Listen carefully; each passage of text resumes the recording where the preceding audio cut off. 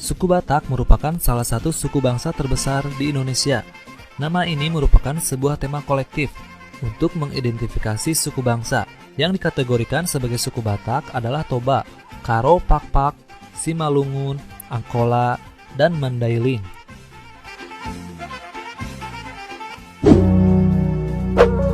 Sejarah.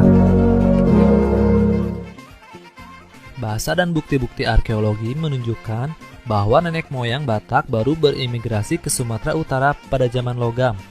Hingga saat ini, teori-teori masih diperdebatkan tentang asal-usul dari bangsa Batak, mulai dari Pulau Formosa, Indochina, Mongolia, Mizoram, dan yang paling kontroversial yaitu 10 suku yang hilang dari Israel.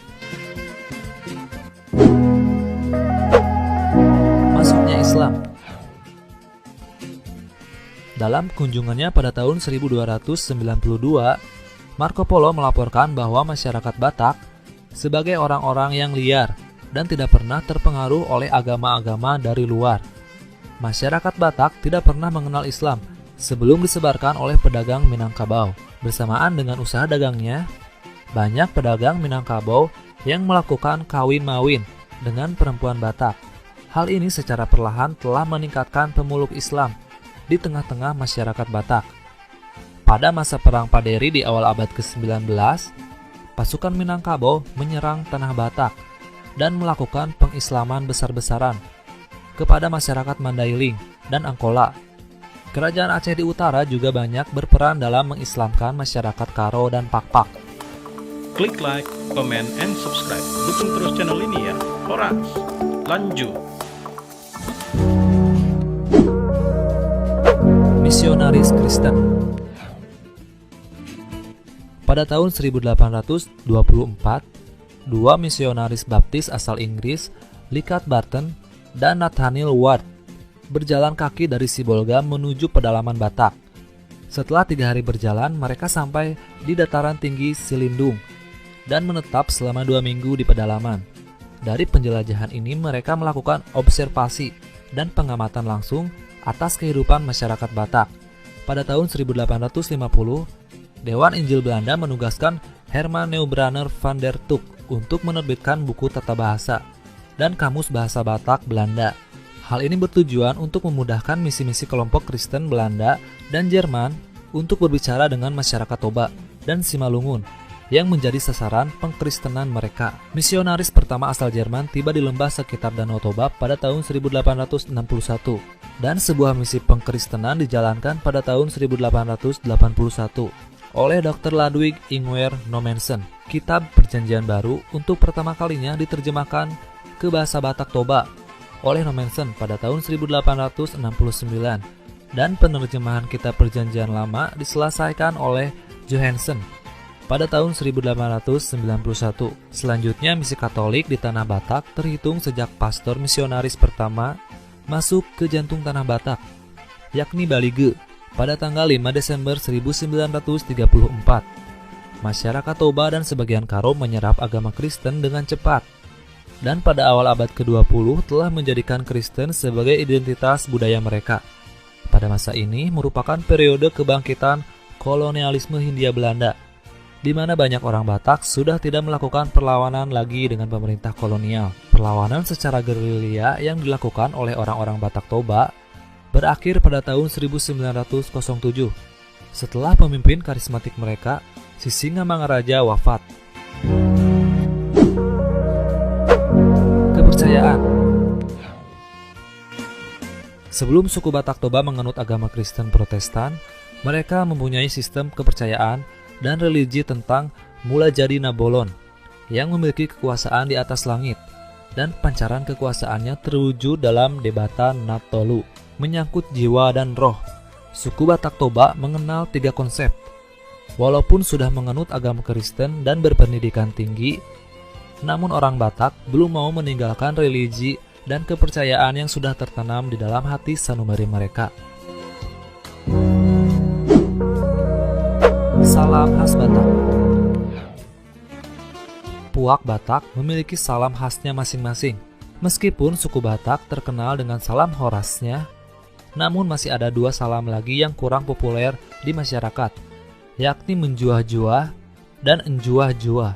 Horas sendiri masih memiliki penyebutan masing-masing berdasarkan puak yang menggunakannya. Kekerabatan.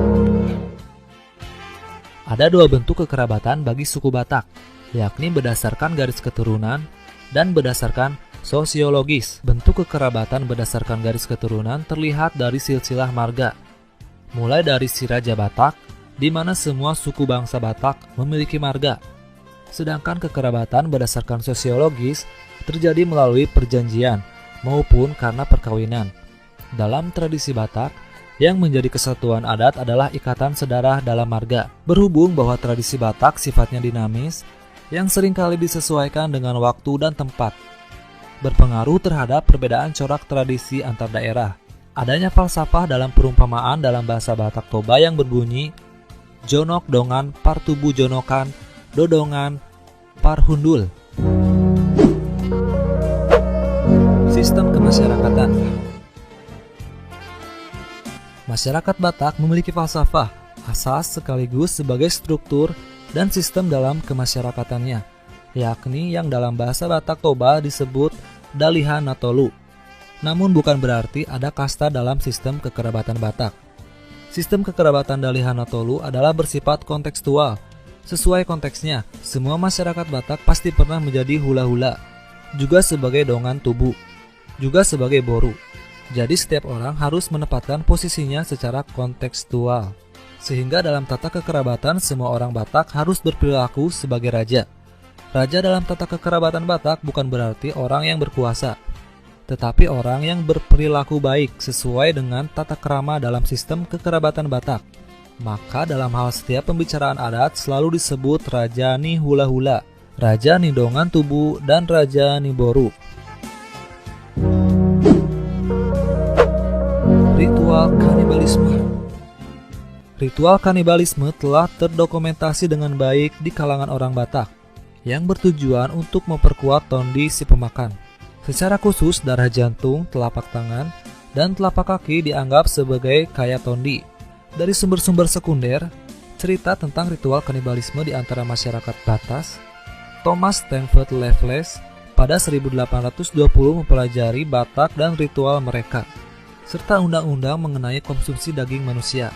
Raffles menyatakan bahwa suatu hal yang biasa di mana orang-orang memakan orang tua mereka ketika terlalu tua untuk bekerja, dan untuk kejahatan tertentu, penjahat akan dimakan hidup-hidup.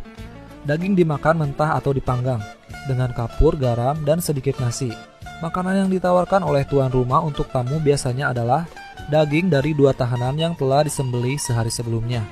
Oscar von Kessel, seorang ilmuwan yang pernah mengunjungi Selindung pada tahun 1840-an, mengatakan bahwa kanibalisme dianggap oleh orang Batak sebagai perbuatan berdasarkan hukum dan aplikasinya dibatasi untuk pelanggaran yang sangat sempit, seperti pencurian, perzinahan, mata-mata, atau pengkhianatan. Pada 1890, pemerintah kolonial Belanda melarang kanibalisme di wilayah kendali mereka. Rumor kanibalisme Batak bertahan hingga awal abad ke-20, dan nampaknya kemungkinan bahwa adat tersebut telah jarang dilakukan sejak tahun 1816. Hal ini dikarenakan besarnya pengaruh agama pendatang dalam masyarakat Batak.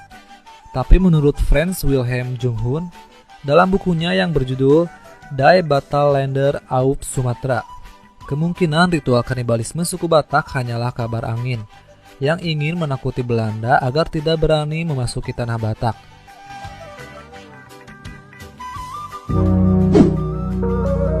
Tarombo. Silsilah atau tarombo merupakan suatu hal yang sangat penting bagi orang Batak.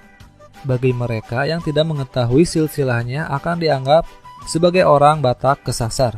Orang Batak diwajibkan mengetahui silsilahnya minimal nenek moyangnya yang menurunkan marganya dan teman semarganya. Hal ini diperlukan agar mengetahui letak kekerabatannya dalam suatu klan atau marga. Contohnya Sapanggul, singkatan dari Samosir, Pakpahan, Harianja, Sitinjak, dan Gultom. kontroversi. Sebagian orang Karo, Angkola, dan Mandailing sempat tidak menyebut dirinya sebagai bagian dari suku Batak. Meski mayoritas masih mengakui dirinya bagian dari suku Batak, wacana identitas itu sempat muncul disebabkan karena pada umumnya kategori Batak dipandang primitif dan miskin oleh etnik lain pada masa Orde Baru. Selain itu, perbedaan agama juga menyebabkan sebagian orang Tapanuli tidak ingin disebut sebagai Batak. Di pesisir timur laut Sumatera, khususnya di kota Medan, perpecahan ini sangat terasa, terutama dalam hal pemilihan pemimpin politik dan perebutan sumber-sumber ekonomi. Generalisasi kata Batak terhadap etnik Mandailing dan Karo umumnya tak dapat diterima oleh keturunan asli wilayah itu. Demikian juga di Angkola, yang terdapat banyak pengungsi muslim yang berasal dari wilayah sekitar Danau Toba dan Samosir, akibat pelaksanaan dari pembuatan Afdeling Batak Landen oleh pemerintah Hindia Belanda yang melarang penduduk muslim bermukim di wilayah tersebut. Konflik terbesar adalah pertentangan antara masyarakat bagian utara Tapanuli dengan selatan Tapanuli mengenai identitas Batak dan Mandailing. Bagian utara menuntut identitas Batak untuk sebagian besar penduduk Tapanuli, bahkan juga wilayah-wilayah di luarnya, sedangkan bagian selatan menolak identitas Batak dengan bertumpu pada unsur-unsur budaya dan sumber-sumber dari barat. Dan dalam sensus penduduk tahun 1930 dan 2000, pemerintah mengklasifikasikan Simalungun, Karo, Toba, Mandailing, Pakpak, dan Angkola sebagai etnis Batak.